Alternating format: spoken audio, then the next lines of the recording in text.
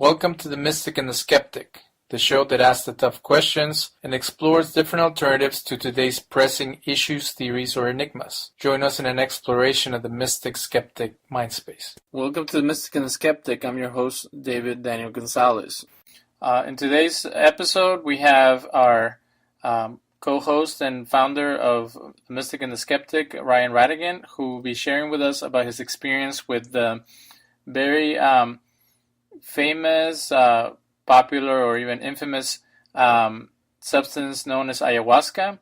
I have limited knowledge about it, but what I want to do is have an open conversation and discuss what is believed to be the healing elements of it, what is controversial about it, what are people questioning, and what was his experience partaking of it.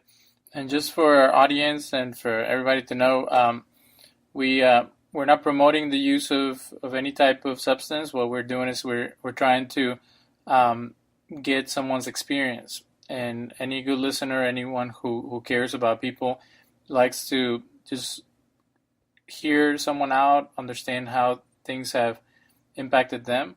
I come from a perspective that I'm skeptical about using substances to reach any different state to be able to connect with the divine. So to hear that someone has experienced that. So there's many substances that are unknown to the majority of Americans. I know that there are different religious communities from native groups that use them to help them in their religious experiences.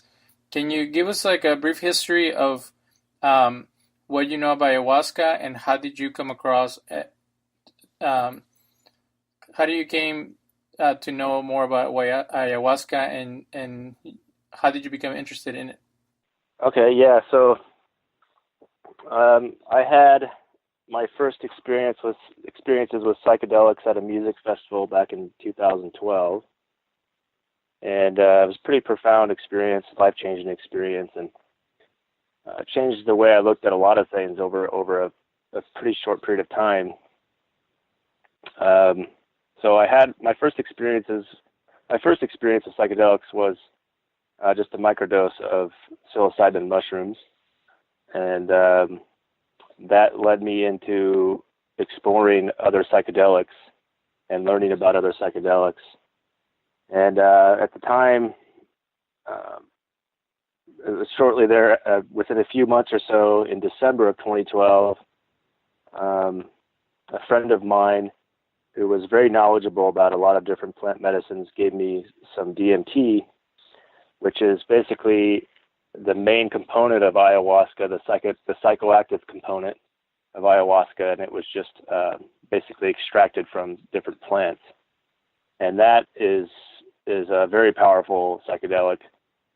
In terms of intensity, it's I would say it's more powerful than ayahuasca. However, in terms of duration, it's very short. So, in about 15 minutes time after smoking DMT, you have a full psychedelic trip, and then you come back to where you were before.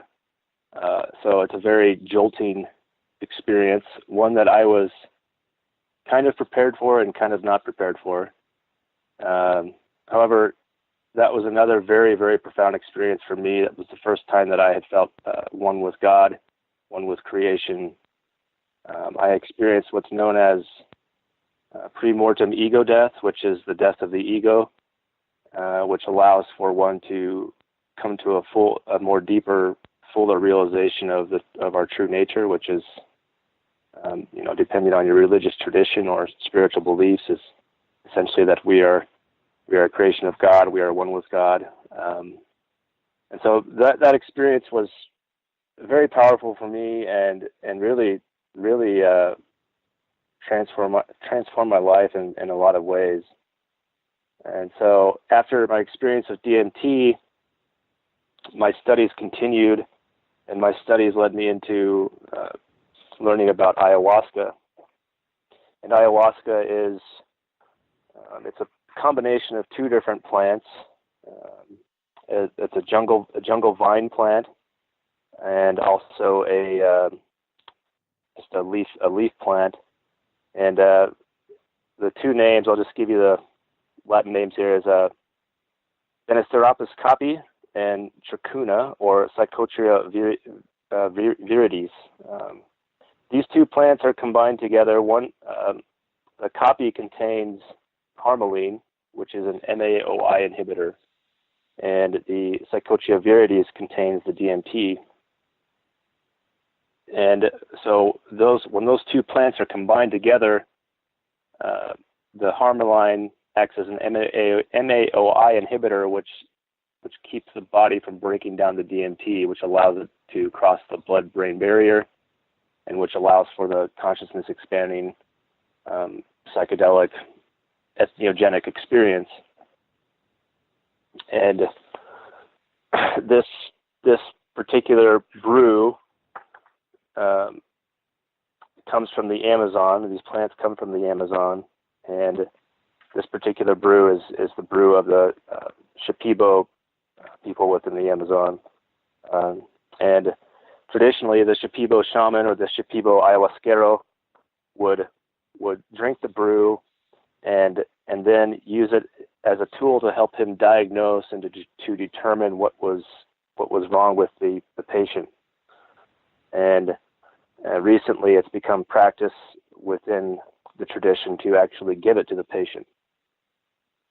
And that's been a recent development, and from my understanding, it's based upon the group, the Shipibo shamans getting together and making that decision as a group. And it's essentially, they feel that it's the right time in the world to share this medicine with people, to help them reawaken to their spiritual connection to the earth and to each other and to themselves, help them to see the work of God throughout all of creation. And the medicine itself is very healing. So there's a lot of different psychological, spiritual, traumatic, physical, and physiological conditions that this plant is very helpful at healing. And so now it's become popular for people to travel to South America or the Amazon to receive this medicine. And especially, there's so many mysteries from the Native American community that are still taboo. What we know about ayahuasca from different articles is that when the settlers of the Americas came and they saw people partaking of this tea, or I don't know if they chew it or in any other way, that since they saw them having convulsions or having an altered state, that they were scared of it and they thought it was the work of the devil. And usually when people are ignorant of something, that's their first reaction, is to condemn it.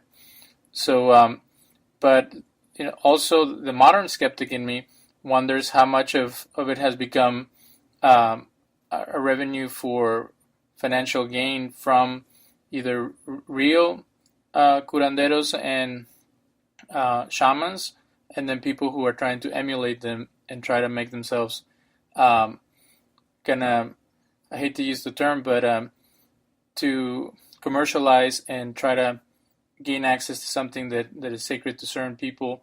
Have you ever thought that the same thing happened with marijuana, that originally it was used by a certain group of people for ritual practices, and then it became this kind of taboo substance that people use for recreation?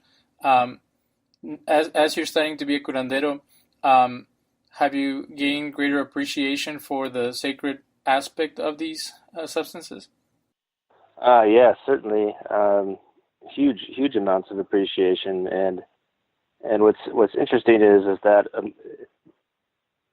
in my studies over the years with respect to psychedelics and also the other word for psychedelics is entheogens, which is God manifesting, which means basically God manifesting, seeing God within, and having a deep connection with and communication with God. With respect to Europeans and a lot of the people who settled both in South America and in North America, you're talking about people who for thousands of years have been separated from their ancestral traditions, and who had been basically colonized on their own turf, and that whole process occurred throughout the Middle Ages into the Renaissance and then into the modern day, and so the Catholic Church was heavily involved in cracking down on any practitioners of folk medicine, the witches, or what they were as they were known as pagans or whatever else, nature worshippers. And so for many of the people coming over here, they had lost connection completely to any type of plants that might have delivered a similar experience. And so when they saw this with the Native American tribes and the drinking of peyote or the eating of peyote, they didn't know what they were seeing, and they were also propagandized to believe that anything outside of any type of spiritual practice outside of the church was sacrilegious and a sin. And they also were under the opinion that they were superior to the natives, and they were there to convert them. So there was all kinds of stuff going on which made these substances taboo. However, for the indigenous people, they've been their link and their source to the divine for countless generations. And many scholars believe that it's for that reason that they have such a harmonious relationship amongst themselves and with the earth. With respect to certain curandero would not be a typical way to describe an ayahuasquero shaman. There's all kinds of different healers and all kinds of different traditions, but probably the most appropriate term for an ayahuasca shaman would be an ayahuasquero, and that they have knowledge of the healing properties of other plants, but their power plant, the main plant that they work with, or the main concoction they work with, is ayahuasca. And so there have been developments over the last, I don't know, probably 10 to 20 years or so, where because of this plant and because of its power, it's become very popular. And certainly there have been shamans or ayahuasqueros who maybe did not go through the proper channels in terms of apprenticeships, and who are aware of how to make the brew and who are making it for the purposes of financial gain. That certainly is going on. However, I don't think it's the majority of cases. The majority of this is due to the Shipibo shamans mainly deciding that it was time to share it with the world. And if they did not want that to happen, it wouldn't be happening. I guarantee you that. So, and yes, there are people there are shamans and ayahuasqueros who are making money off of this. However, it's no different than someone making money off of opening a healing retreat or a healing center and offering massages or other herbs or cooking good food or whatever else. So just because ayahuasca is involved doesn't taint what they're doing, and they are providing a service, and in my opinion, they deserve to be compensated for that. And there are Westerners and also South Americans and Europeans who are coming to these areas to receive this medicine because it is very powerful and it is very healing. It wouldn't be happening if that weren't the case. And people are having profound life-changing experiences with these plant medicines. However, with that said, there are some who maybe didn't do their research or somehow got involved in a group that wasn't honoring the plant or was in it only for the money. And there have been instances where people have traumatic experiences. And one of the things that's important with any psychedelic or sacred plant medicine is your mindset and the setting.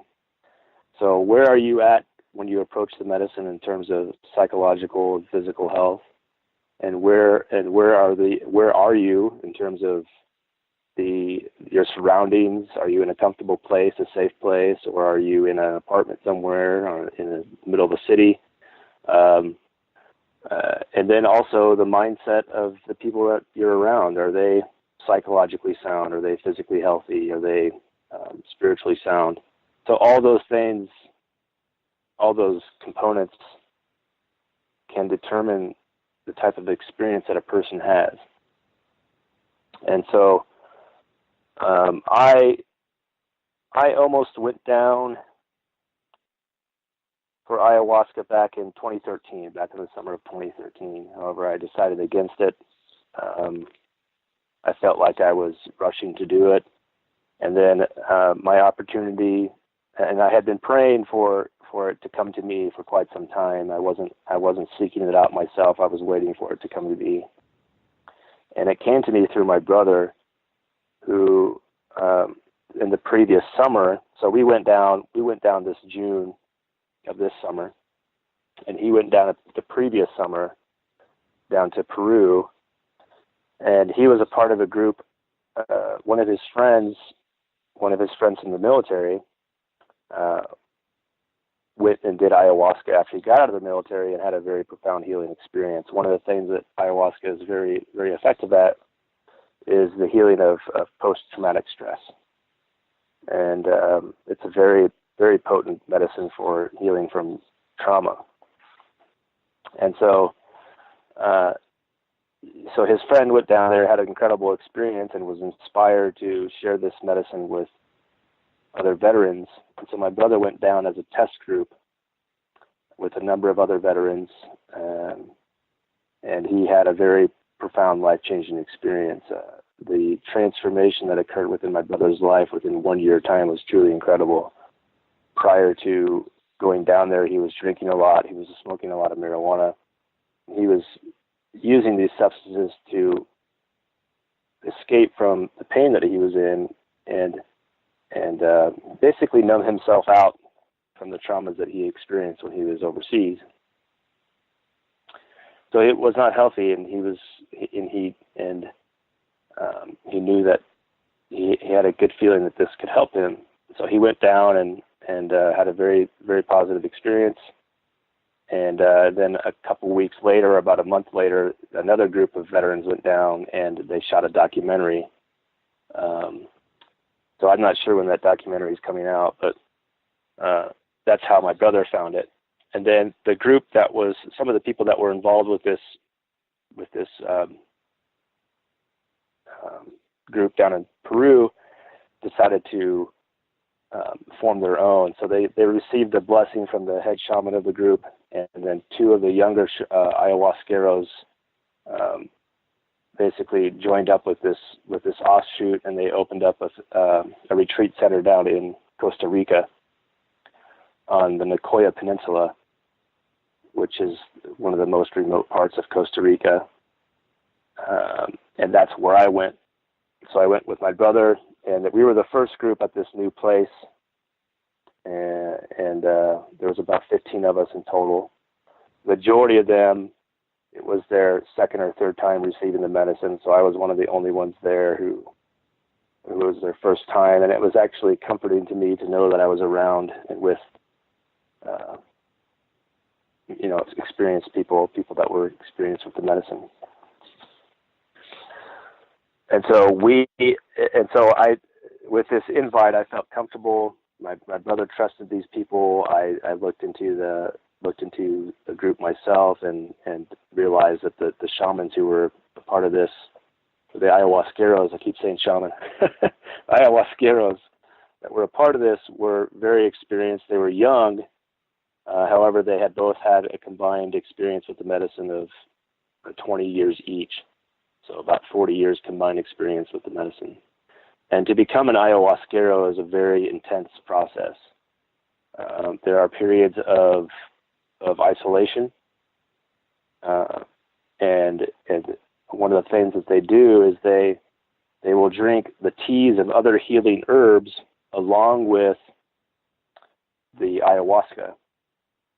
the ayahuasca allows them to create an even deeper connection with the other healing plants and to learn how to use them correctly. So if you were to ask an ayahuasquero how they came to the knowledge of how to make ayahuasca, what they will tell you is that the original shamans who prepared this and ingested it received the information from the plants themselves. So for many Westerners, that sounds like a bunch of,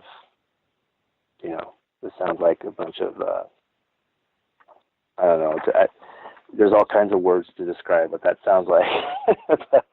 But to an ayahuasquero, it's real. And I can tell you from my own experiences in exploring all of this in terms of herbalism and shamanism and the escuela with the curanderismo tradition, that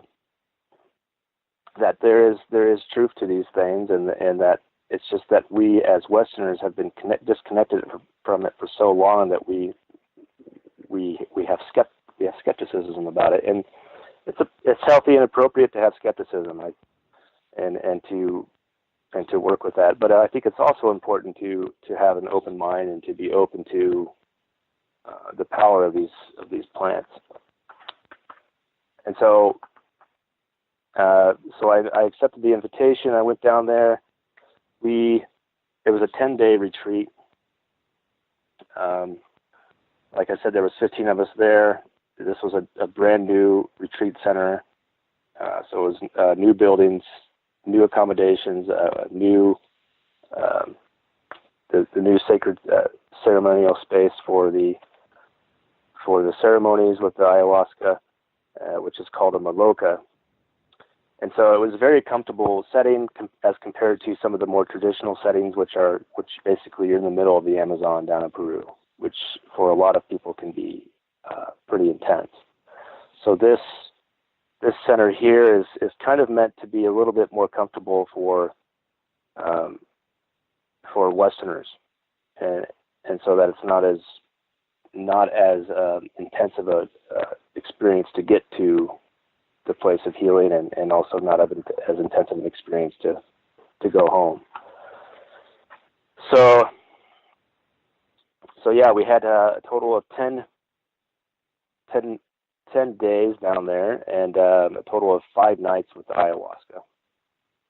And part of preparing for ayahuasca is what's known as the dieta. And what they do, what they recommend is that prior to receiving the medicine for upwards of a couple months or a month or 2 weeks, you restrain from ingesting certain things. So no coffee, no caffeine, limited intake of meat or no meat at all, a lot of healthy foods, no alcohol, no marijuana, no tobacco.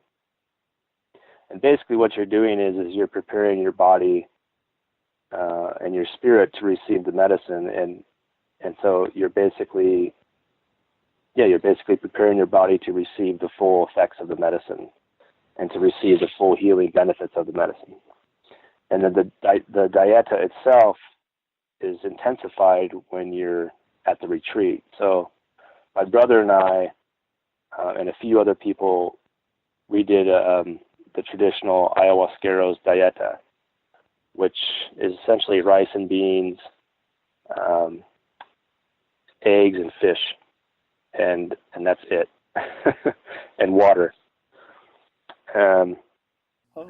Let me ask you, Ryan, because as people are wondering about this, do you think that maybe they're also covering their backs, because there's been a few reported deaths related to them participating in the ayahuasca ceremony, and because they have undiagnosed heart conditions, or there's an interaction with other drugs or substances like nicotine, that it has caused an effect on people? Well, I think that's part of it, but the main impetus for the dieta is really to prepare the body and the soul for the medicine. Now there I'm aware of deaths and other traumatic experiences that people have experienced, and what's happening is there are people who are giving this medicine that shouldn't be giving this medicine, and who, for whatever reason, are giving it, and it's probably mainly for financial gain. And so any reputable center or place to receive this medicine is going to ask you a number of questions, just like a doctor would ask you before you went into a visit. And that's essentially, what's your medical history? Is there family history of schizophrenia or any type of mental disorders? Are you in good physical health? One of the things that we did with this group before I went was we had a consultation with a counselor, essentially, and they asked a number of questions about where I'm at spiritually, physiologically, and physically. So, and also psychologically. And so a lot of these groups are very, very careful to make sure that your body is healthy enough to receive the medicine. And if for whatever reason they don't think you are healthy enough, they will not give it to you. So it's a combination of two different things that's leading to traumatic experiences. One is people not respecting the power of the medicine and not doing their due diligence. The other is basically non-virtuous people who are taking advantage of the popularity of the medicine. And one of the things that's happening is some of these quote unquote ayahuasqueros or wannabe ayahuasqueros are putting other plants into the mix and basically making the brew more powerful than it's meant to be, or making it so that it gives more visions or whatever else.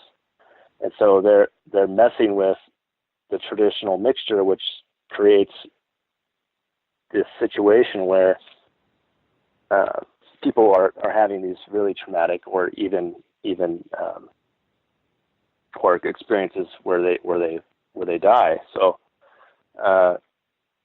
it's a combination of irresponsibility on both ends. And so anyone who's interested in doing this should, I think, first seek out someone that they know personally and ask them about the experience. I myself would never. I had a number of opportunities to do it in the States. I turned them all down. I wanted to do it in a traditional setting in the jungle with ayahuasqueros I knew that were legitimate and professional and very powerful. So I've known a number of people who have done it in people's apartment, and some dude mixed it up in his apartment. That, I think, is an absolutely horrible idea. I would not recommend that to anybody. And I would suggest that anybody who ever receives an invite like that to turn it down. The power of these medicines is extreme. That's why they're so effective, and that's why they've become so popular. So it's not something that should just be done on a whim. It should be something that you prepare for, both physically, mentally, and spiritually. And it should be something that's done with a traditional ayahuasquero, someone who really knows what they're doing and can help you if you were to get into a traumatic trip. So all those things are very important, and also, you know, there's a corollary to this, like you had mentioned with respect to marijuana.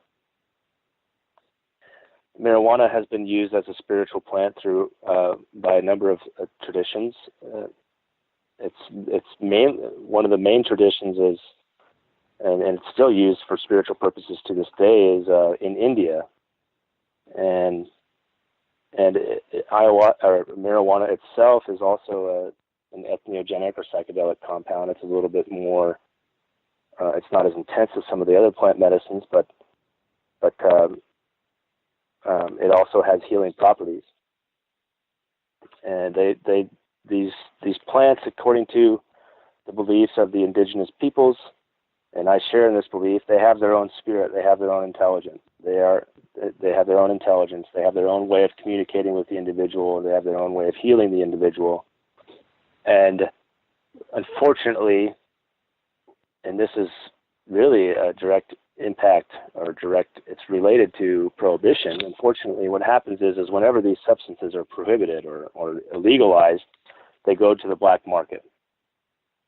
And as we know, there's all kinds of sinister stuff that goes down in the black market.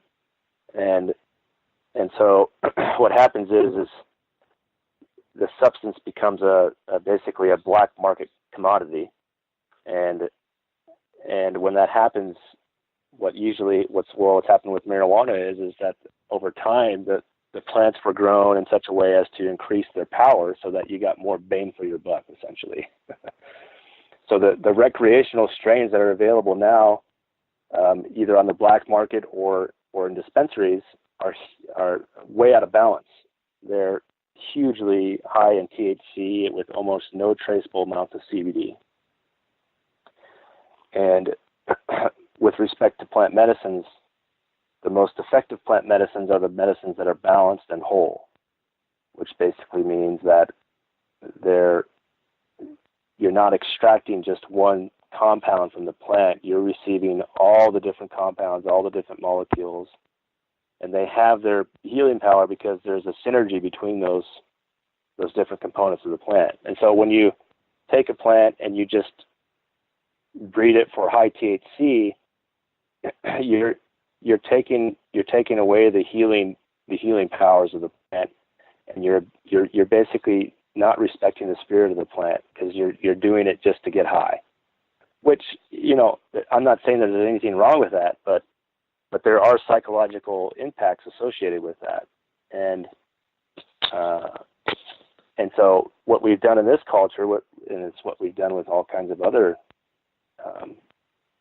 substances like coffee or beer or nicotine, is we've commodified them and we've made them into something that you can make huge amounts of money off of.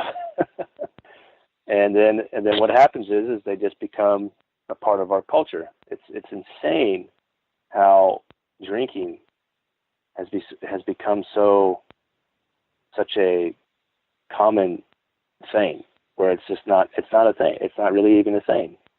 And it's same thing with our habits with coffee. Like, coffee is a very powerful drug, if you want to call it that. And that's the reason why so many of us drink it, because it has these powerful effects. And the Westerner tends to abuse them, just like we abuse a lot of other things. And I don't think it's done out of malice. It's just done out of ignorance. And so I think that over time, and this is already happening, but over time, things will mellow out with respect to marijuana, and people will start to approach it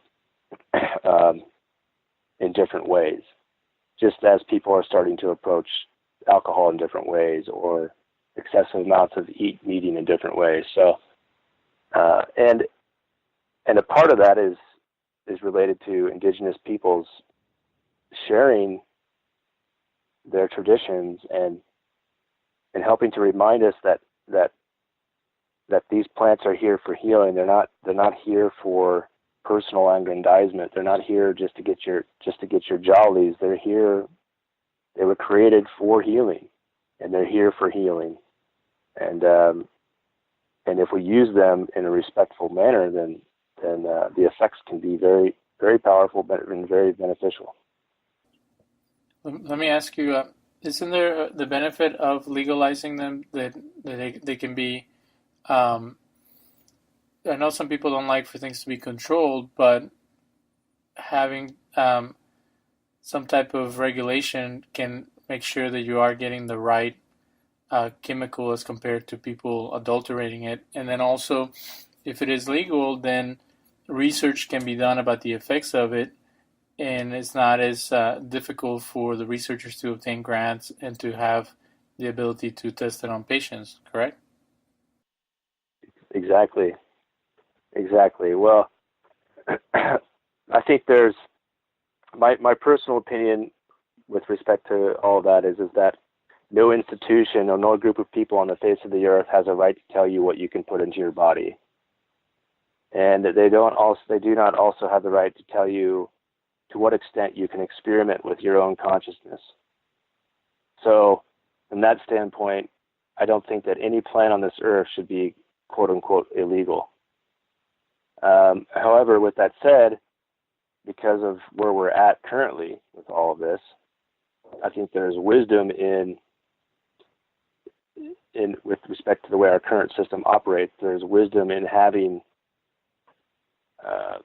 reasonable regulations, I suppose, and certainly not prohibition, because prohibition is tempting. It's like, well, if we give enough money to law enforcement, and if we threaten severe punishment, then it's going to go away. Well, we all know that that's not true. It's never been the case. They tried that with alcohol. It failed miserably. They tried it with cocaine. They've tried it with marijuana. It's also failed miserably. And so I don't think prohibition is wise. However, sensible regulations, it has wisdom to it. And because basically when that happens is these substances, they come out of the black market. They come into the normal market to where you can have professional, repeatable, trustworthy people who are growing the plants or making the medicines. And then beyond that, you have scientists who are able to actually, and healers or psychologists or anyone in the medical professions or the healing professions that can work with this without the fear of being imprisoned or your life completely ruined because you're using something that God Himself has, or God herself, God itself, however you want to relate to God, has provided us. So the prohibition, absolutely not. I think that any prohibition of any sacred plant medicine is a violation of human rights. And in this country, a lot of these plants, like marijuana and all these other different substances that they didn't really know anything about, were legal because they didn't know much about them. Well, they became illegal because they were basically had the possibility of affecting the status quo. And as we know, people in power and the elites do not like anything that might upset the apple cart. And that's exactly what happened in the 60s with LSD and mushrooms and marijuana. It was basically a huge cultural, it helped to bring about a huge cultural revolution, one in which they were not prepared for. And when I say they, I mean basically the powers that be, government officials or people who really weren't prepared for this. And that led to prohibition. And unfortunately, because of that prohibition, we lost a good 40 or 50 years of time that could have been devoted to research and developing a more healthy, beneficial relationship with these medicines. So yeah, prohibition is no good. Well, let's talk about your actual experience, because from the few reports that I've seen, it doesn't seem attractive to go to the jungle and to drink some type of elixir and then have terrible stomach pain, vomiting, possibly diarrhea, and then either pass out or have hallucinations. So, but I'm coming from like the scaredy cat perspective that I don't want to be out of control and under influence of anything that I can't control. Was it like that, or was it different than what has been shown? And they say, oh, well, you got to go through the pain to get through to the glory. And I'm like, you have to have a lot of faith to convince me. Well, it's like, I think it's like anything else. Things get blown out of proportion, especially popular things. So I can speak to my experience, and I can speak to the experiences of some of the others that were in the group. I'll say one thing. Psychedelics and entheogens and ayahuasca or any of these other plant medicines, I think that, how do I say this? I don't want to say they're not for everyone, because I think that in the right setting and the right conditions, that they could be very beautiful for everyone. However, it seems that the most people that are attracted to these plant medicines and who are experimenting with them and learning from them and growing from them have a certain disposition that not everyone shares. And so and I can tell you that I had my own fears about ayahuasca, and it's not uncommon to have that. And basically what the ayahuasqueros or anyone who's had experience with them, what they'll tell you is that there's nothing to fear. However, whenever you're approaching any type of psychedelic, there's usually a fair amount of trepidation involved, because it's a powerful experience and it's a mind-altering experience. So, we like to think that we're in control. We like to be in control, and whenever something is presented to us that makes it clear to us that we're not in control, that can be a very traumatic experience. And so I guess the way I look at it is it's not so much a matter of control, but just surrendering and allowing yourself to experience something new and different.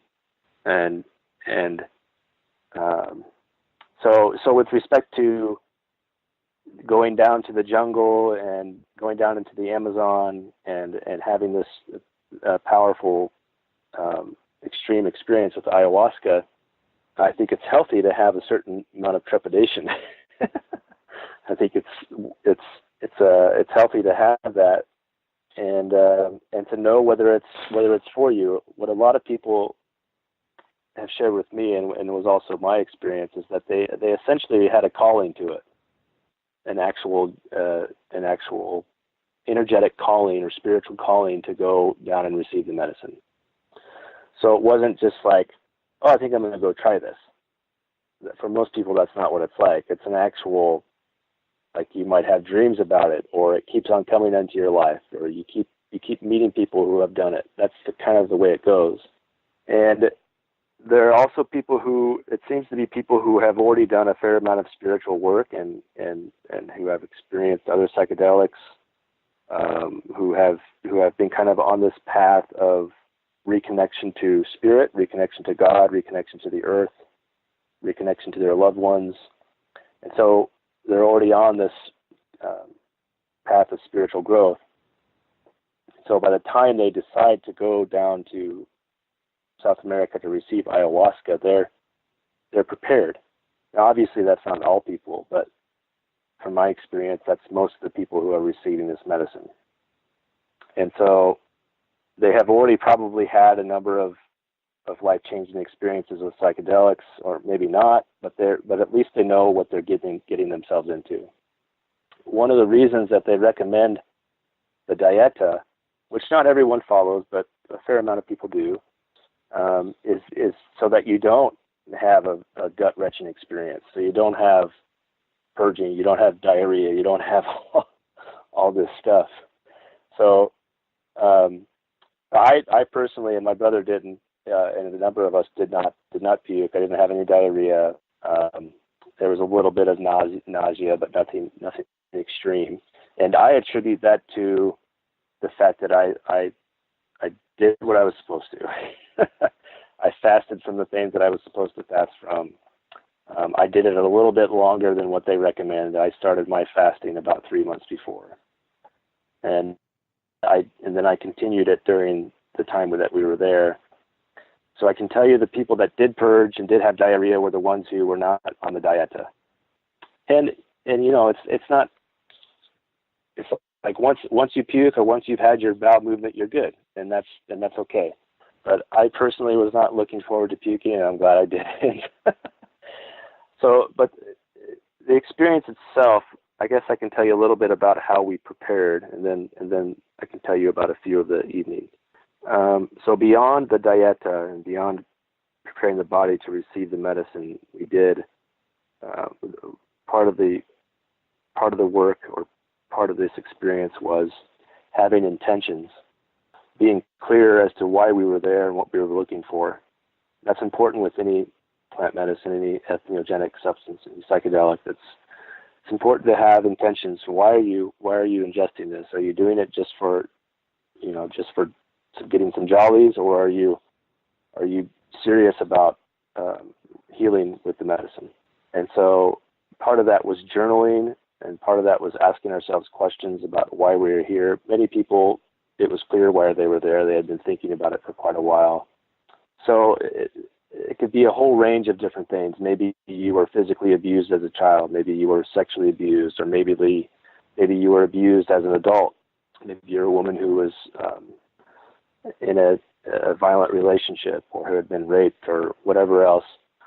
Or you're a veteran who's experienced battle, or just you're someone who's looking for a deeper connection to God, to the divine. All of those things are beautiful reasons to go down to receive the medicine. And within these indigenous traditions, it's known, it's believed that the spirit of the plant knows what you're there for, and wants to help you. And so when you're clear about your intentions, then that's when you can receive the most healing. And so for me, my intentions were a number of intentions. I wanted to open up what I perceived as emotional block. I wanted to open myself up to receive love and to send love. I experienced sexual abuse a number of times at a young age. I was looking for healing with that. And also I was looking to deepen my connection to the divine. And so my first evening, I received all the healing that I was looking for within that first evening. And I know that sounds fantastical, but that's just the nature of this medicine. When you're clear about your intentions and you approach the medicine in a sacred, respectful way, you receive the healing you need. One of the reasons why ayahuasca is so effective is because it releases trauma. As in the healing professions, it's beginning to be known that trauma gets stored in the body. And so in order to heal from trauma, it takes more than just talking about it. There has to be an actual physical, spiritual, energetic release. And until that occurs, you can do as much counseling as you want. There has to be a body component to the healing. So one of the beautiful things about ayahuasca is that it does both. It allows for this internal dialogue for the healing psychologically, and then it actually allows for the releasing of that energy from the body. And so that's why people experience convulsions or shaking or sweating or whatever else. It's essentially what's happening is the ayahuasca is purging that energy from the body. And so depending on your trauma or what you've experienced, that can be less severe or more severe. And so for me, what I experienced personally is I experienced this internal dialogue that basically just cleared my head from a bunch of cobwebs that I had developed over my entire life. The best way I can describe it, just a clearing of my mind. And then beyond that, it was a huge emotional releases. I cried a lot. I was moving a lot. I was shaking a lot. I was just basically the spirit of ayahuasca, the plant medicine, is essentially just removing what she knows does not need to be there, and from a healing standpoint, returning the body to a healthy homeostasis. And so once those stressors and once those traumas are released from the body, then the body can really begin the healing process. And so my first evening, I had a very profound experience with the medicine. I received mostly what I was looking for in terms of healing. And so for the remaining 4 nights, I focused on trying to create an actual dialogue with ayahuasca. And everyone has a different way of relating to this. But what I feel that entheogens do is they allow us to actually create a conversation with our higher selves, or the God within, or God. And so when we understand that God is within everything, and that everything is a creation of God, and that we're all one with God and God is one with us, essentially we're allowing our ego or whatever, or our normal waking conscious mind, to communicate with divinity or our higher selves or God, and these entheogens help us to do that. And what's interesting about these entheogens is that when the studies that they have done is that they'll notice that the mind under the effect of these substances is very similar to the mind of a person who does a lot of meditation, or who does a lot of praying or spiritual practices. So essentially these medicines deliver you to a state of mind that would be common to, say, the state of mind of a yogi, or a guru, or a prophet, or a healer within other traditions. And that's one of the reasons why they're called entheogens. It's basically allowing the mind to access higher realms of consciousness, and to access the realms of divinity. And in those states, you learn, if you're receptive, you can learn so much, and you can basically have a conversation with God. That's the best way that I can describe it. And that's part of the healing of these medicines. And so one of the nights when I first tried to have this conversation, it was interesting, because when I was receptive and when I was open, the conversation flowed very, very freely, and I received a lot of valuable insights into my life, valuable insights about all sorts of things, just huge amounts of information. But then when I was resistant, it would take a while for my old thought patterns would come back. I would have to process through those and then come back to the conversation. So anyway, it's hard to describe without actually experiencing, but that was the nature of my experience for a number of the nights after my first night. Is there any follow-up from the ayahuasqueros? Like, the concern is that when you are helping someone who's experienced trauma, if they go to a dark place, would they be able to get back? In your experience, it was a positive thing, but have you heard of other people being caught up in their pain and just being so overwhelmed by it that it causes more depression and more overwhelming feeling? Well, I know that a number of people in our group had very, very traumatic trips. And what's interesting is that during the trip, it was like life or death. But the next day, they were new human beings. So that's not to say that like I know, and this is one of the reasons why these groups are so careful, and why the shamans spend time with the individual before they receive the medicine. That's another thing that we did. We had one-on-one sessions with the shamans before, during, and after our experiences. The other thing that this group offers, and a lot of the groups offer, is free counseling sessions with counselors before and after. So they make an effort to make sure that you have a connection with the ayahuasqueros and people who can help you after your time with the medicine. So that's very important. It's what the word they use for that process is integration. So basically, you have this profound experience with the medicine, and now it's time for the real work. Essentially, I think there may be a misconception about how ayahuasca heals. So there's this initial cleansing, healing experience or purging experience. And it's intense because it's actually, because of what it's doing in the body, it couldn't be anything but intense. That's where the intensity comes into play. However, the real work comes in after you leave and when you go home.